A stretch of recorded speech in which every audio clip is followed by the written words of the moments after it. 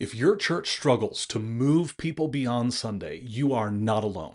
It's actually one of the most common problems facing churches today, and I hate it. Because if we can't get people to move beyond Sunday, and move beyond that Sunday attendance, that Sunday experience, they will never experience the deeper, richer, fuller life of Christ that he offers to us.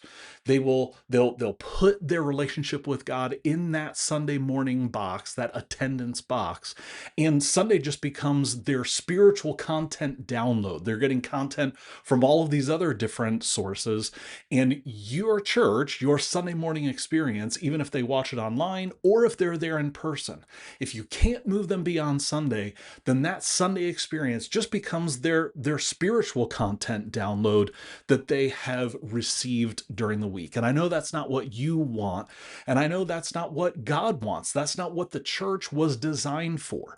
So if you want to be able to consistently move people beyond Sunday, you're going to have to change the way you communicate. And that's why I've put together the Church Communications Playbook.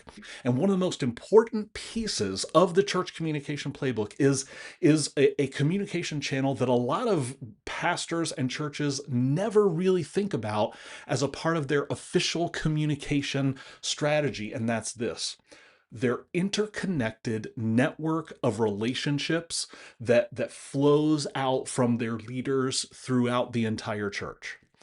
If you are not intentionally mobilizing that network of leaders and feeding them the vision, the mission, and the steps of engagement that you want people to take, you are missing out on a huge opportunity, because that is your most effective, that's right, I said it, your most effective communication channel. I was at a conference recently and talking to Warren Bird, and I don't know if you know that name, but he's a church researcher, and he's been doing research on the church in the United States for something like 30 plus years. And when I was talking to him, he said that when you do a survey of church staff and you do a survey of the people in their church about the communication channels that are most effective in getting them to take steps of discipleship, you find something that is both surprising and very much to be expected. It's both at the same time. First is when you ask the church staff, what is the most effective communication channel? They will say, number one, doesn't matter the church you talk to, they will say, number one, an announcement by the pastor from the stage.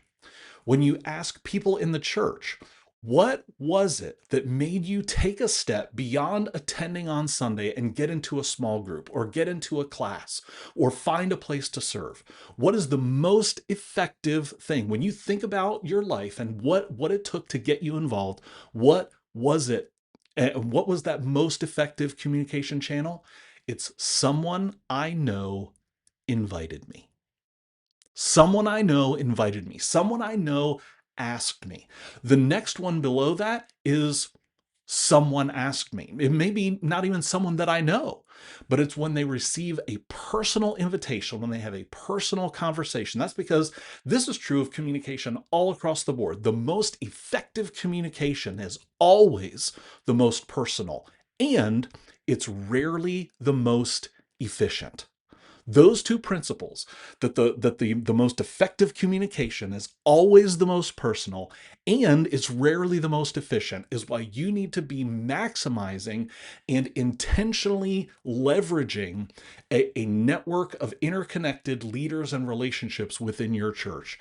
You need to, on a weekly basis, on a monthly basis, you need to be saying, hey, leaders, here's what's coming up. Here's what I want you to know about. And here's what I want you to be talking about to the people in the group that you lead, to the people in the team that you serve as a part of, the ministry team that you serve a part of, to anyone and everyone who's connected to our church. This is what we want you to be talking about. And that's going to change throughout the year, right? It might be get into a small group. We're really pushing.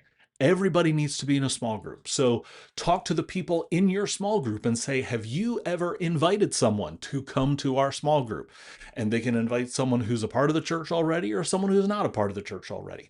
But if you are not consistently leveraging and expecting the leaders and the people who are connected to your church, if you are not asking them consistently and expecting them to be a part of sharing this message of, hey, take steps beyond Sunday attendance, you are leaving your most effective communication channel on the bench. You're not even putting it in the game. Here's how I know it's the most effective. Beyond just the survey that I told you about, beyond my personal experience, I'm going to take you to Genesis chapter 11. And if you know anything about the book of Genesis, Genesis chapter 11 is the story of the Tower of Babel. I don't know if you've ever realized this, but a lot of church communication people will use this to talk about using one language, right? Because that's how this story starts, is that there was only one language and everybody used the same words, right? But there's a really, really subtle piece to this story, and you can read it, Genesis 11, verses 1 through 12. There is no single leader, strong leader, who stands up and says, here's what we're going to do. We're going to build a huge tower with this new technology that we have with bricks, right? There is not one leader. Over and over, I think it's 3 different times in the passage, it says, and the people said to each other, let us build a tower. The people, well, first they said, let us make bricks. Then they said, let us build a tower. And it was the combination of, yep, they all spoke the same language, but it was what the people were saying to each other.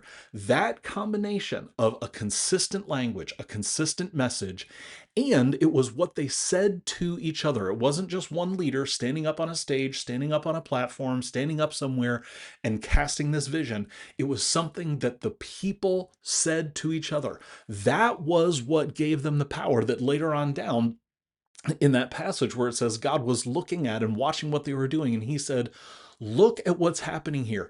Nothing will be impossible for these people. And so God's solution was, we're going to confuse their language. If you want to use the most powerful and most effective tool to change the way you communicate, to get people to move beyond Sunday, you need to ask yourself this question: how am I intentionally feeding the relational and leadership network within my church with the next steps that I want people to take? And how am I challenging those people again and again consistently to say, who are you talking about, to invite them into a small group, to invite them to serve, to invite them to come on Sunday? Yes, inviting is a part of this. But I'm talking about even once they're in the Sunday service.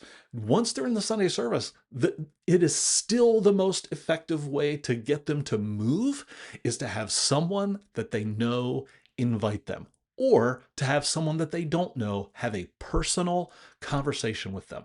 That's how you're going to change the way you communicate. That's how you're going to move people beyond Sunday. You're no longer just going to be a great preacher. We all know you're a great preacher, but you'll move into being a great leader. And that's how you're going to move your church's impact beyond Sunday and into every day. And that's what I want for you. And you can do it. You've got to be intentional about how you're leveraging this network of leaders and relationships within your church.